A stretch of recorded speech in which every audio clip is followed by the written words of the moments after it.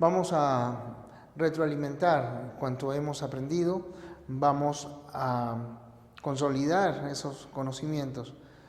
Vamos a ir de lo más sencillo a lo menos fácil, porque la verdad todo va a estar sencillo si tú pones de tu parte. En estas preguntas de nivel básico, así como en las de nivel más avanzado, siempre debes empezar por leer tanto la pregunta como las alternativas. Esto te permite ubicarse en el espíritu de la pregunta y evitar errores. Empecemos. ¿Cómo se llama el conjunto de circunstancias que rodea la comunicación?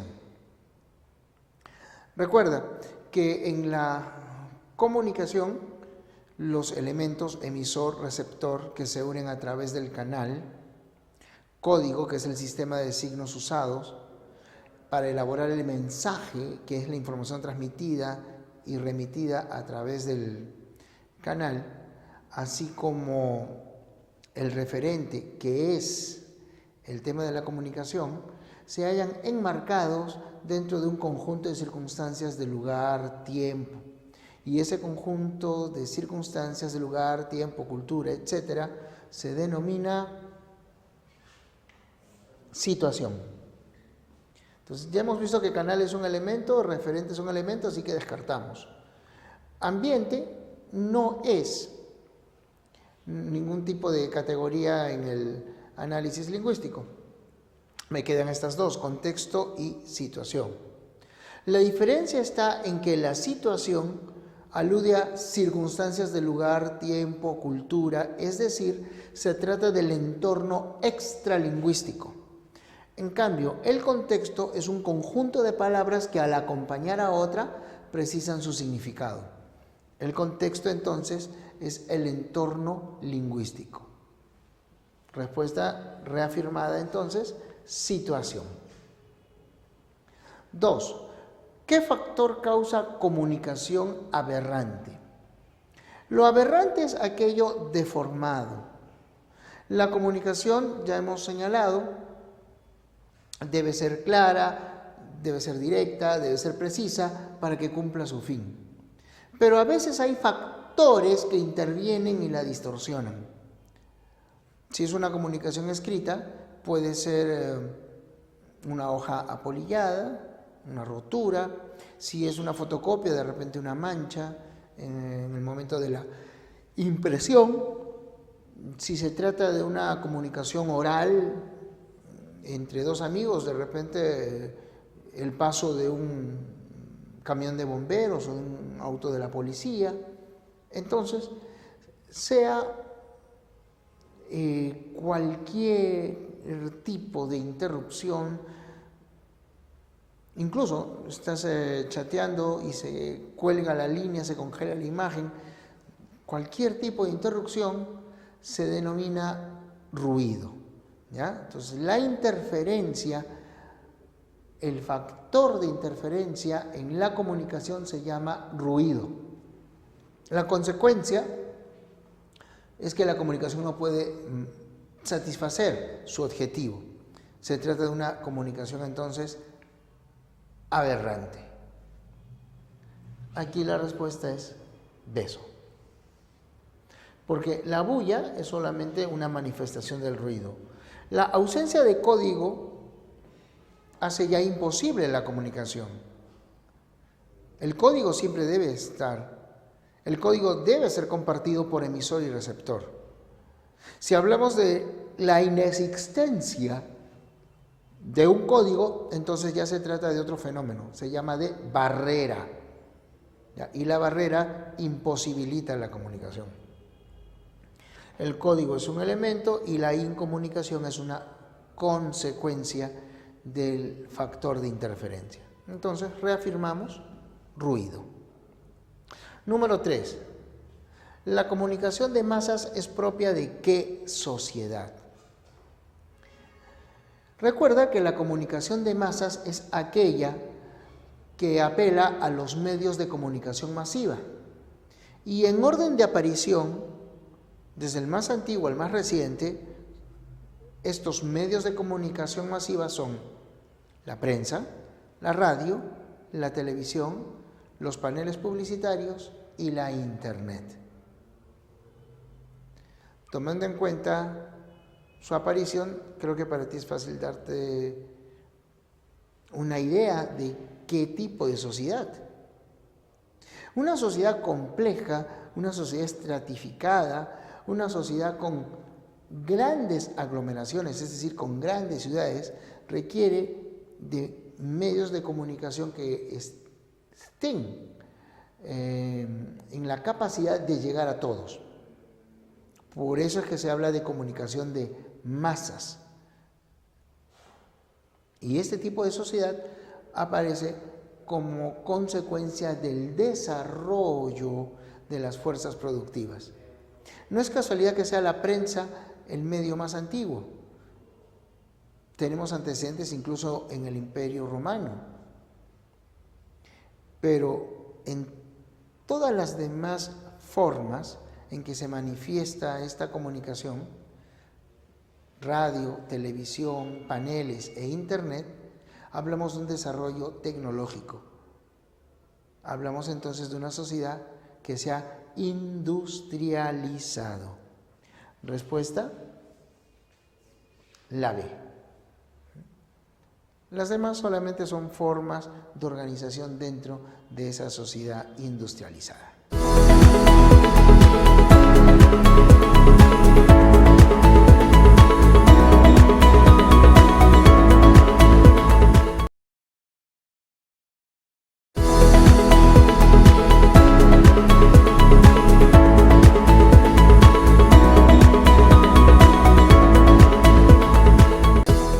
Complete el enunciado. Una conversación telefónica es un ejemplo de comunicación. Recuerda, cuando nosotros clasificamos la comunicación, lo hicimos tomando en cuenta varios criterios. Nos va a servir también esta explicación para la pregunta número 6. Según los intervinientes, puede ser humana o no humana. Según el código, lingüística o no lingüística. Es decir, si se emplea el lenguaje o no. Si es una comunicación que utiliza un canal ambiental, el aire, se llama directa. Si empleamos algún artilugio, el video, el teléfono, la computadora para el chat, etc., se denomina comunicación indirecta. Si emisor y receptor están integrados en la misma persona, como cuando uno piensa sobre lo que le aconteció durante el día, o en el teatro, los monólogos, como el de Hamlet, ¿no? El ser o no ser. He ahí el dilema. En esos casos se habla de comunicación intrapersonal, pero si intervienen dos o más personas, comunicación interpersonal. Y teniendo en cuenta la naturaleza del receptor, es decir, de un receptor múltiple que está concentrado en un lugar o cada quien en sus espacios, que emplea comunicación directa e indirecta, como por ejemplo en un salón de clases, o si apela a los medios de comunicación masiva, entonces tenemos comunicación de difusión o de masas. Así que, si aquí hablamos de una conversación telefónica, quiere decir que usamos un canal técnico. Por lo tanto, la comunicación es indirecta. El teléfono no es un medio de comunicación masiva, sí es un medio de comunicación, un medio de la comunicación moderna, pero no es un medio de comunicación masiva. Recuerda, prensa, radio, televisión, paneles publicitarios e internet. ¿Cuál de los siguientes no puede ser considerado un ejemplo de comunicación? En la comunicación, que es el proceso de transmisión de información, debe haber ese ánimo de comunicar. La comunicación debe ser un acto volitivo. No obstante, recuerda que estamos restringiéndolo a la comunicación humana. Hay una teoría comunicativa en la que se señala que de todas maneras siempre vamos a transmitir información. Uno de los teóricos de la comunicación, McLuhan, señaló: es imposible no comunicar. Pero aquí aludimos a una comunicación humana, volitiva, ¿no? Entonces tiene que haber esa intención. Entonces, ¿en un beso hay comunicación? Claro, porque es una muestra de afecto, es una muestra de salud. En un apretón de manos es lo mismo. ¿Qué tal? ¿Cómo estás?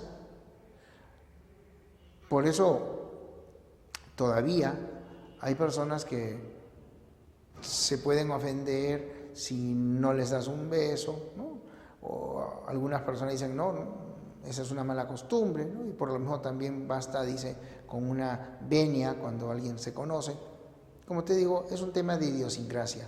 En general los latinos somos besucones, ¿no? Los franceses, españoles, argentinos suelen saludarse con un beso en cada mejilla. Nosotros los peruanos damos solo uno, pero también nos saludamos con besito.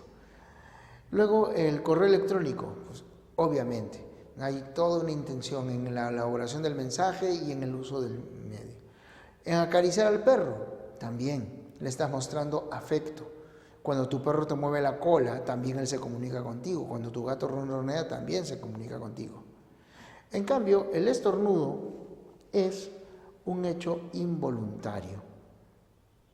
No es el estornudo, entonces, un proceso o parte de un proceso comunicativo. Pero sí, recuerda, sí es parte de un proceso informativo. Fíjate, la información se puede recabar de varias maneras. Si un niño mete el dedo al enchufe y le pasa corriente, ya no lo vuelve a hacer. El campesino, de tantas veces que al salir vio nubes negras y luego la lluvia, entendió que era un aviso, era una señal. La experiencia entonces también es un proceso informativo, pero no hay comunicación, porque no hay esa manifestación de voluntad, ¿no? Estamos hablando en un sentido restrictivo, pero de que un estornudo, así como la irritación de la piel, la fiebre, son parte de procesos informativos, sí. Es más, en las áreas médicas hay un curso que se llama semiología médica o sintomatología, donde analizan justamente esas manifestaciones. 6. Según el código, ¿no? Regresamos a la clasificación, según el código, la comunicación humana puede ser, ya hemos dicho, si se emplea el lenguaje, que es el principal código de comunicación del hombre, se trata de comunicación lingüística. Pero si se emplean signos diferentes como la expresión corporal, los gestos, los colores, ¿no? En un partido de fútbol, la tarjeta roja, la tarjeta amarilla, entonces esa es comunicación no lingüística. Todo depende de la naturaleza del código.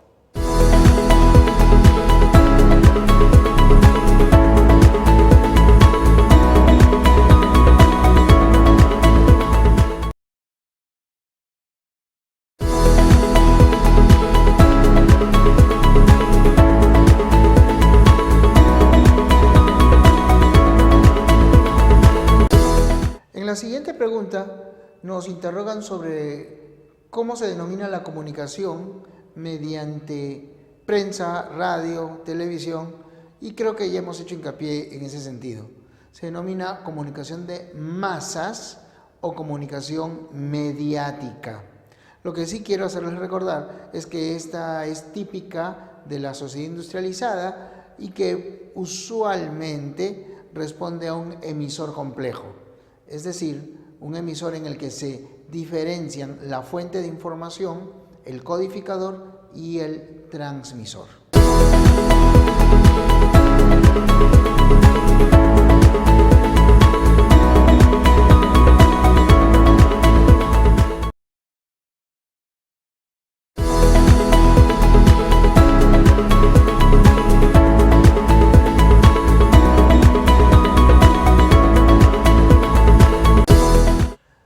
La siguiente pregunta nos habla de los elementos de la comunicación. Pregunta por cuáles son los concretos.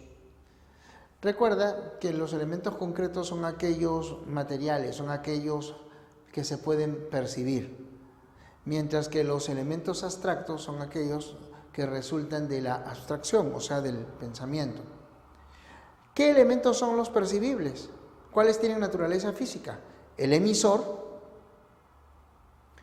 el receptor y el soporte físico de la comunicación, que es el canal. Por lo tanto, en esta pregunta la respuesta es la alternativa A.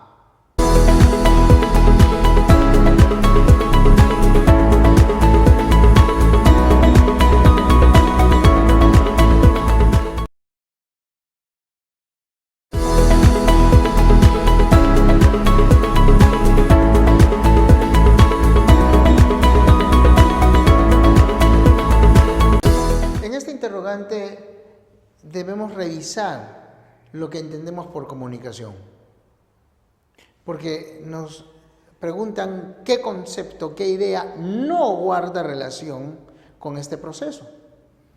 Entonces recordemos que la comunicación es, en primer término, un proceso social, cuya finalidad es compartir información. Ahora, esta comunicación es la base de la cultura, porque gracias a ella, conforme una generación se desarrolla, puede trasladar ese desarrollo, ese avance a la siguiente generación. Si no pudiésemos nosotros compartir con las generaciones que nos suceden cuanto hemos aprendido, desarrollado, inventado, etc., no hubiésemos salido de las cavernas.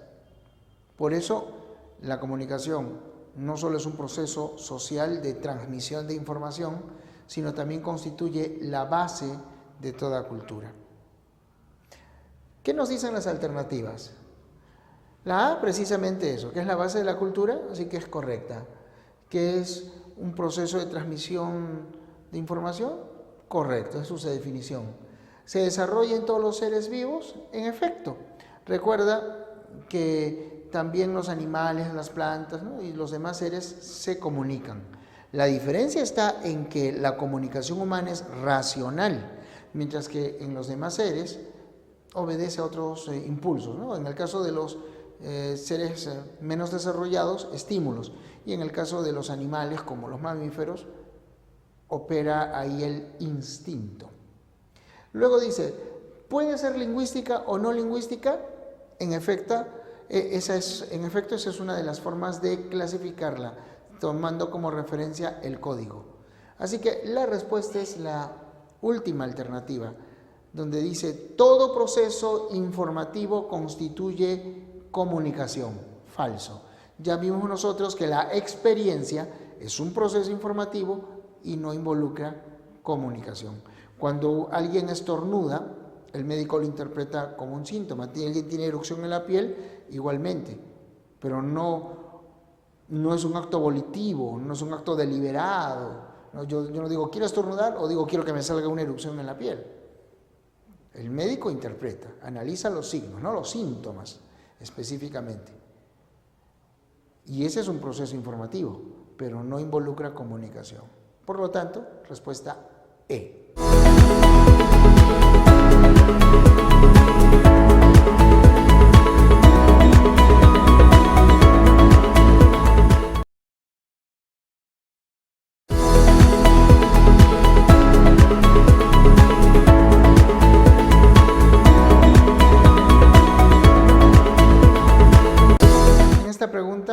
Nos interrogan sobre una aseveración válida respecto de la comunicación.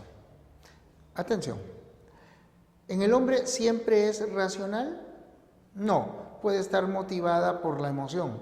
Un ejemplo clásico, cuando estando expectando a tu equipo favorito durante un partido, anota y entonces te levantas entusiasmado a celebrar, gol, punto, canasta, lo que sea. Y entonces, esa es una comunicación, en efecto, pero motivada por la emoción. ¿Solo la lingüística es racional? No. Cuando guiñas el ojo, cuando emites un sonido gutural, cuando realizas una seña, cuando el árbitro saca una tarjeta, ha sido un acto consciente, ha sido un acto razonado. No empleó lenguaje, pero la comunicación sí fue racional. ¿También los animales usan lenguaje? No. Los animales tienen formas de comunicación. Los animales se guían por el instinto para poder comunicarse, pero no desarrollaron el lenguaje porque carecen de la capacidad racional. ¿La comunicación siempre involucra a dos personas? Falso. Ya sabemos que puede haber comunicación con uno mismo. Recordamos también los casos de los monólogos en el teatro. Por lo tanto, la respuesta es la alternativa D. En efecto, ¿permite la comunicación la preservación de la cultura? Sí. Por eso señalamos que no solo permite la preservación, sino que es la base de la cultura. Gracias a la comunicación se puede atesorar el conocimiento que generaciones anteriores han legado a las sucesivas.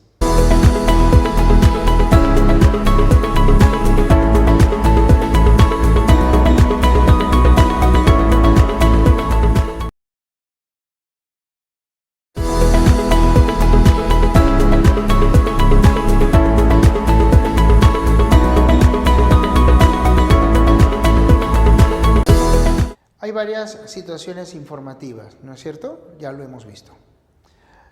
Y pueden confundirse con comunicación. Justamente en esta pregunta, la interrogante es, ¿qué ejemplo, qué circunstancia no es un referente, no es un ejemplo de comunicación? ¿Recibir un correo electrónico? Sí, tú lo escribes después de haber razonado, lo corriges y lo envías. Hacer barra por tu equipo, también, porque le estás diciendo, yo estoy contigo, vamos, sí se puede. Agarrar la mano de tu pareja, agitarla para despedirse, un beso, son formas de expresión corporal. Por lo tanto, la alternativa correcta, la alternativa de respuesta es la C, ver fútbol por televisión. En todo caso, allí verás comunicación entre los jugadores, entre el árbitro, pero entre el espectáculo mismo y tú no existe ese vínculo comunicativo.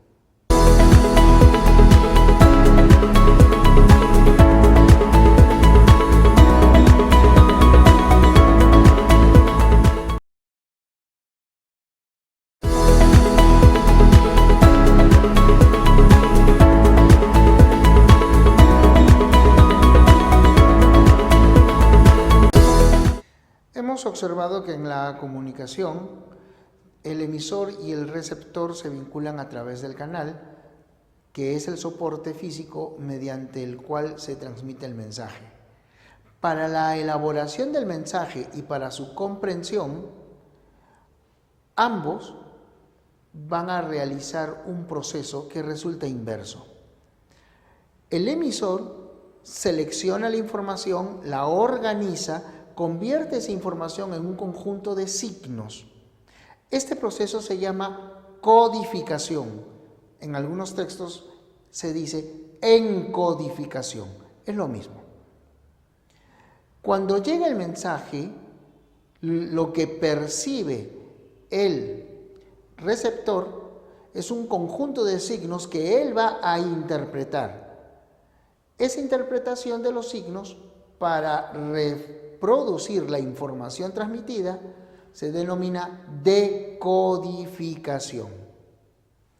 Es decir, y por eso los nombres, codificar es convertir la información en un código. Decodificar, convertir el código en información. Respuesta entonces, casa. La codificación se define como la organización del mensaje.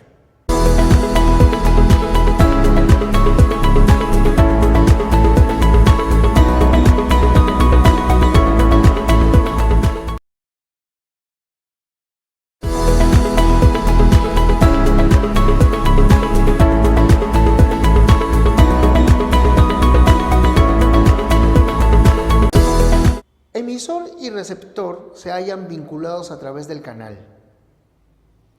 pero no necesariamente comparten las circunstancias. Por ejemplo, tú estás en un momento y en un espacio diferente del mío. El referente tampoco necesariamente es compartido. Hay cosas que tú has aprendido en esta clase, cosas que ignorabas. Ahora sí las compartimos, pero porque han sido comunicadas. De la misma manera, hay un elemento imprescindible para la comunicación, un elemento que necesariamente debe ser compartido. Y ese elemento es el código. ¿Cómo es que, por ejemplo, en un campeonato mundial de fútbol se enfrentan la selección de Italia, la selección de Noruega y el árbitro es turco? ¿Cómo se comunican? Porque todos conocen las reglas, porque todos interpretarán de la misma manera la tarjeta amarilla, la tarjeta roja o los gestos del árbitro para indicar un tiro libre directo, un tiro libre indirecto. Los turistas, cuando van de visita, ¿no? Por ejemplo, llegan unos estadounidenses a tu ciudad y van a la feria y quieren comprar algún recuerdo, entonces dicen, ¿cuánto? ¿No? O sea, este gesto, ¿no? Y señala el billete.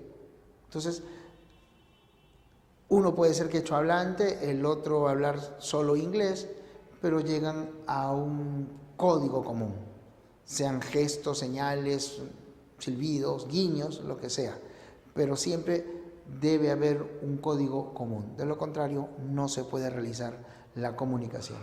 En consecuencia, la respuesta es B.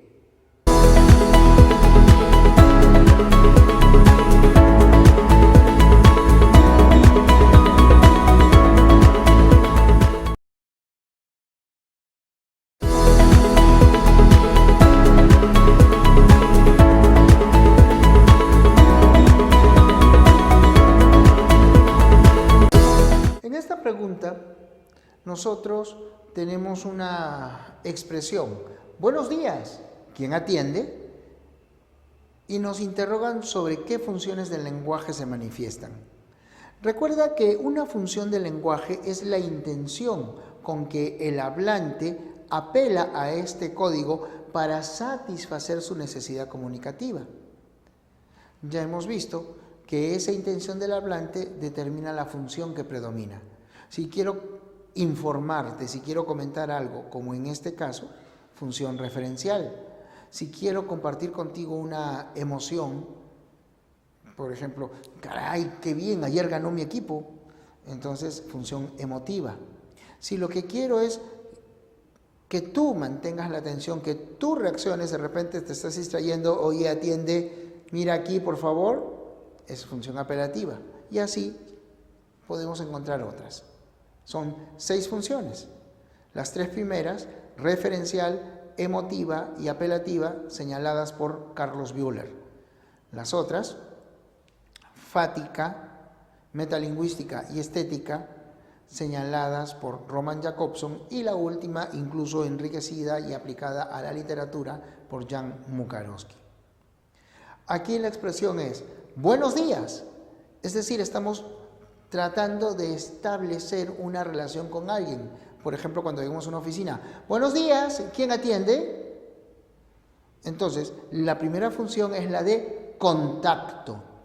Y la de ¿quién atiende? Es, oye, ¿tú me podrás atender?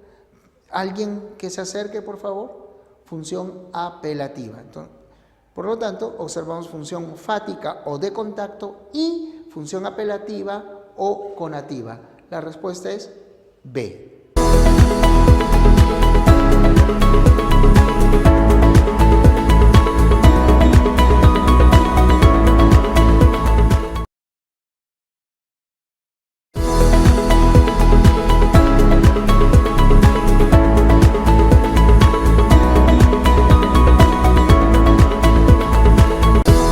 Una pregunta semejante, a la anterior, ¿no? Una pregunta semejante a la anterior. agua que no has de beber, déjala correr. Es posible que tú hayas escuchado este refrán. En los refranes, en los dichos populares, en las sentencias de la cultura popular, se trata de expresar un concepto, una máxima, pero de manera amable. Por eso la forma que envuelve el mensaje es importante. Y si nos estamos preocupando de la forma, quiere decir que estamos puliendo el mensaje a través de la función estética, que algunos también conocen como poética. Respuesta entonces, alternativa D, do.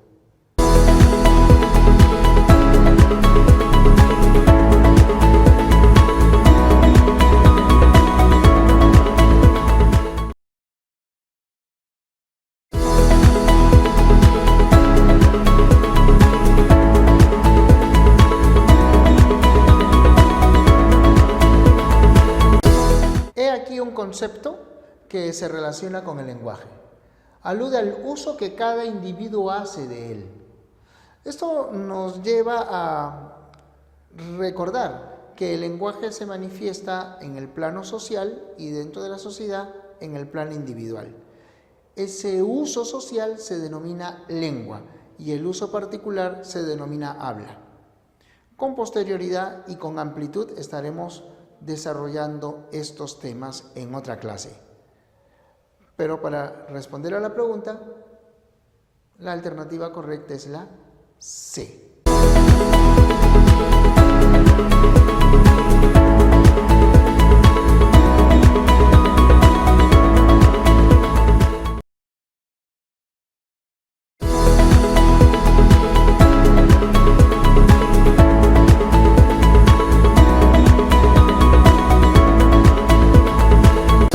Cuando nosotros buscamos un código común para realizar la comunicación, apelamos al ingenio, a los gestos, pero en otras ocasiones ya vamos preparados para comunicarnos en un ambiente diferente del que normalmente es nuestro lugar de desarrollo. Viajas a Estados Unidos, entonces te has preocupado por aprender palabras básicas en inglés. Si viajas a Francia, te preocuparás por aprender palabras básicas en francés, cosas como buenos días, qué hora es, o la calle, el nombre de la calle a la que te vas a dirigir de repente para hospedarte, qué sé yo. Sin embargo, al principio todos tenemos dificultades, porque nuestra lengua materna incide en el uso de un nuevo código. La adopción de un nuevo código lingüístico se ve interferida por la influencia de nuestro código habitualmente empleado. Esa interferencia se llama interlecto. Respuesta en la pregunta 17, E.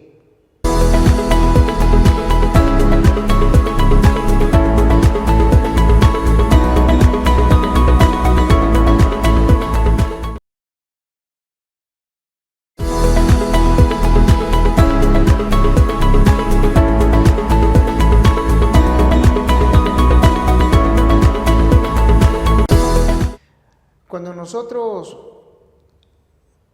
nos relacionamos con personas que hablan nuestra lengua, pero provienen de otro lugar, habremos observado que hay ligeros matices en su forma de expresarse. Esas variaciones respecto de una lengua y que son motivadas por el área geográfica de su empleo, se denominan dialecto, que también será abordado con detalle en otra clase, porque es necesario que tú sepas cómo se origina y cuáles son sus consecuencias. En la comunicación, el dialecto no implica un código diferente, es solamente la variación del código común. Respuesta en esta pregunta es A.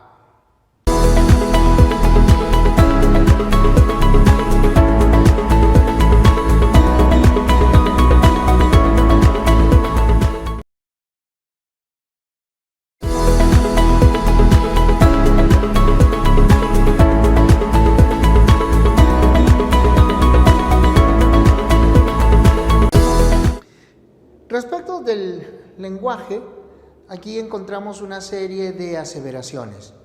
Debemos señalar cuál es la certera, cuál es la veraz.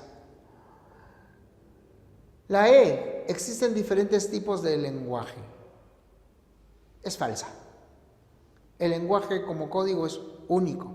El lenguaje se expresa mediante sonidos articulados. La expresión corporal, los gestos,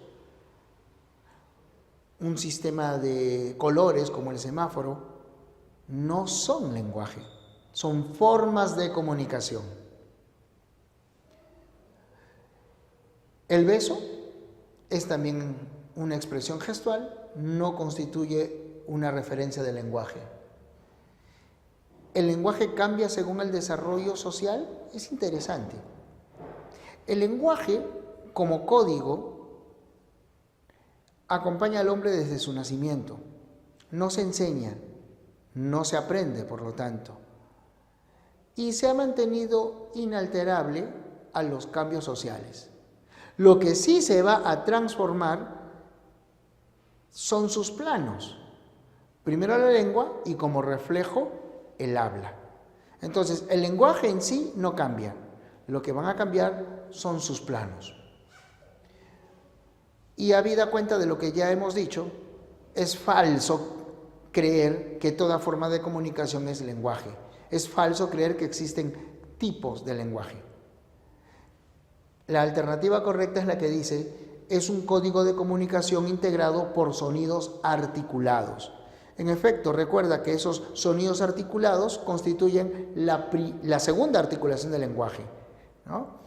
Esa segunda articulación nos permite la primera, que está constituida por los morfemas. Respuesta entonces, B.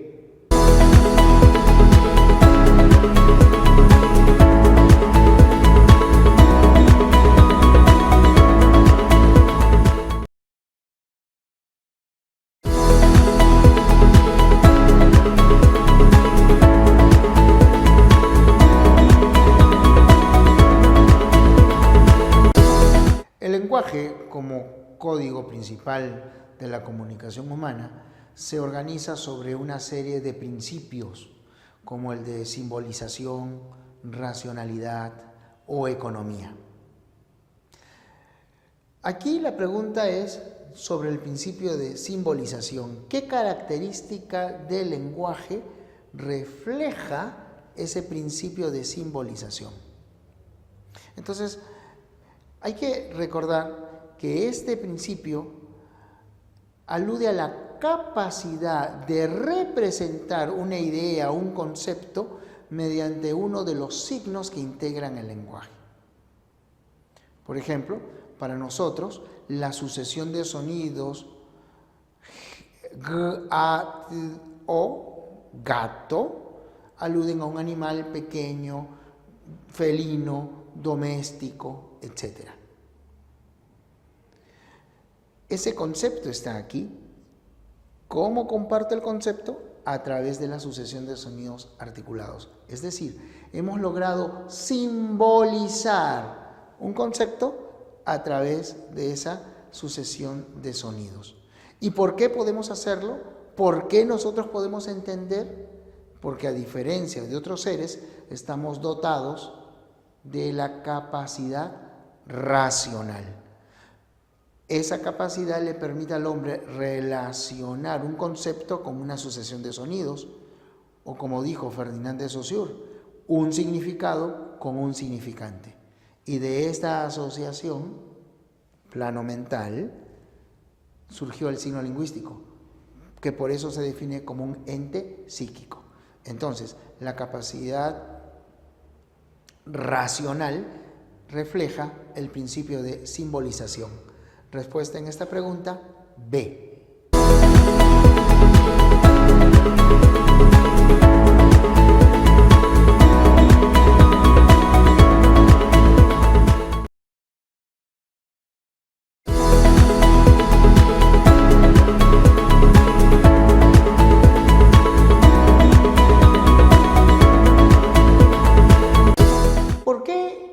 se dice que el lenguaje es limitante.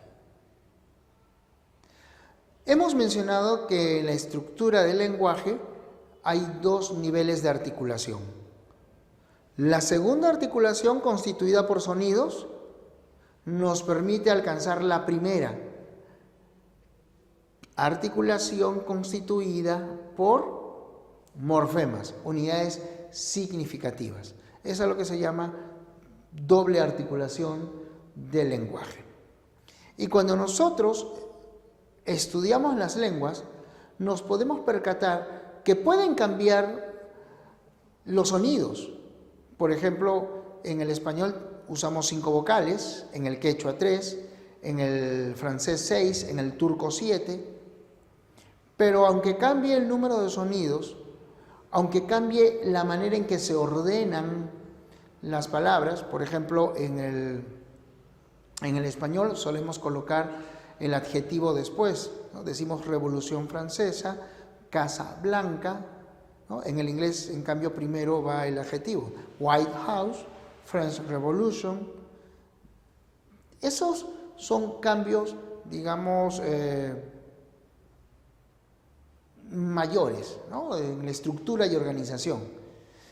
Pero en el fondo, cualquier lengua, inglés, turco, chipibo, conibo, árabe, etc., cualquier lengua se organiza siempre de la misma manera, mediante sonidos que luego integran los morfemas, las palabras, las oraciones, etc. Y esa estructura común a todas las lenguas le es impuesta por el lenguaje. Por eso el lenguaje es limitante, porque el lenguaje impone la estructura de las lenguas. Respuesta en esta pregunta, dedo.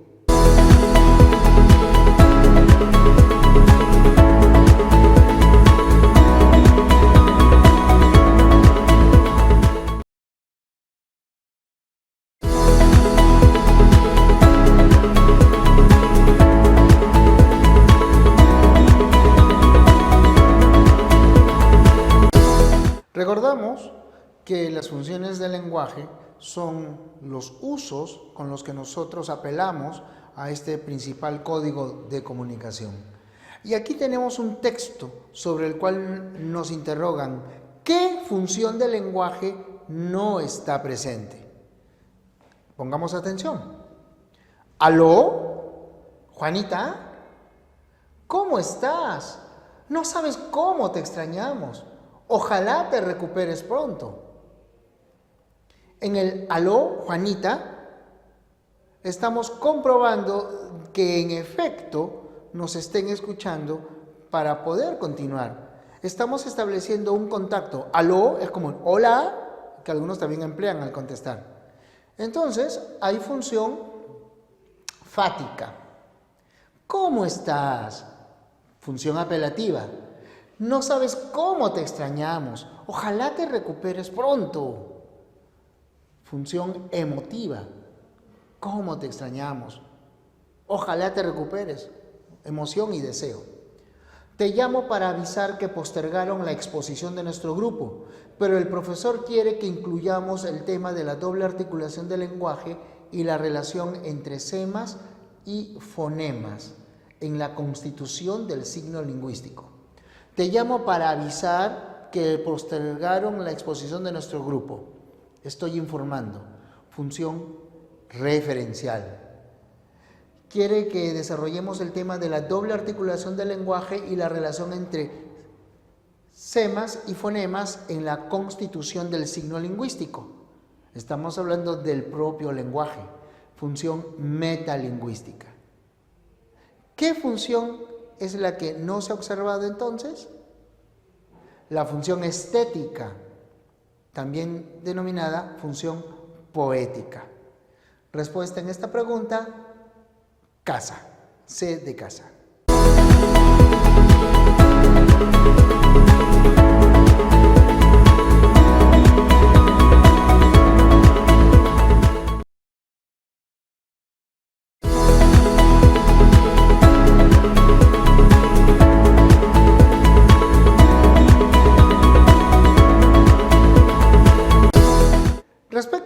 fenómeno lingüístico se está planteando una serie de enunciados que se relacionan con los elementos que integran la comunicación. Veamos. Todo tipo de obstáculo que impide una adecuada comunicación. Ese es un factor de interferencia, no es un elemento. Y este factor de interferencia se denomina ruido. Por lo tanto, 1 y 5. Sistema de signos con que se elabora el mensaje. Y es, por su naturaleza, el más social de todos. Es decir, el que comparten necesariamente emisor y receptor. Al hablar de un sistema de signos, es el código. Por lo tanto, 2 y 3. El escritor, el hablante, el locutor, quienes constituyen el origen del mensaje, ¿qué elemento es el que están encarnando? Si son el origen del mensaje, si son quienes transmiten el mensaje, ellos constituyen entonces el emisor. Por lo tanto, 3 y 2. Y el universo referencial, aquel tema al que se alude en la comunicación, aquello de lo que se habla es el referente. Por lo tanto, 4 y 1. Y lo que resta, soporte físico de la comunicación, es 5, que se relaciona con 4, el canal. Respuesta entonces, beso.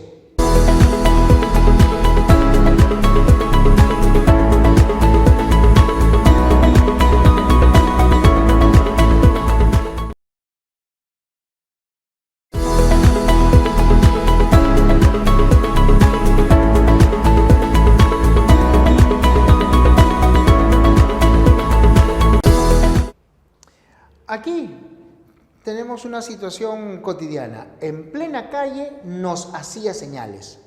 Y se han subrayado en plena calle y el pronombre nos, que hace referencia a quienes estamos hablando.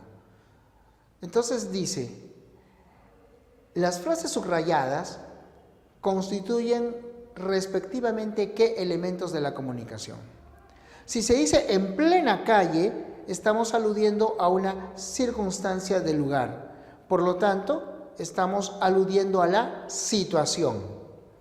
Ahora, nos hacía señales, quiere decir que nosotros recibíamos las señales. Si nosotros recibimos las señales, nosotros constituimos el destinatario de esa comunicación hecha de señales. Nosotros somos el receptor. Respuesta en esta pregunta, casa.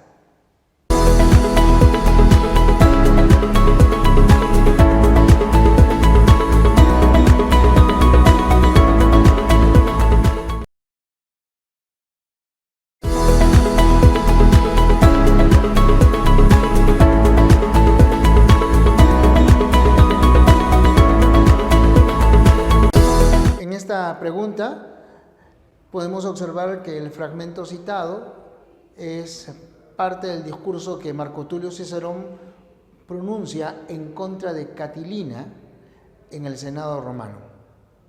Por tratarse de un discurso, es obvio que la comunicación apela al lenguaje como código. Se trata entonces de una comunicación lingüística. Pero este lenguaje se materializa no solo en la expresión oral, sino también en la expresión escrita. Entonces, al tratarse de un discurso, la expresión es oral, aunque se haya recogido luego por escrito, como ocurrió también con los poemas homéricos, que son de composición oral, o con los cantares de gesta. La composición es oral y luego se recogen por escrito.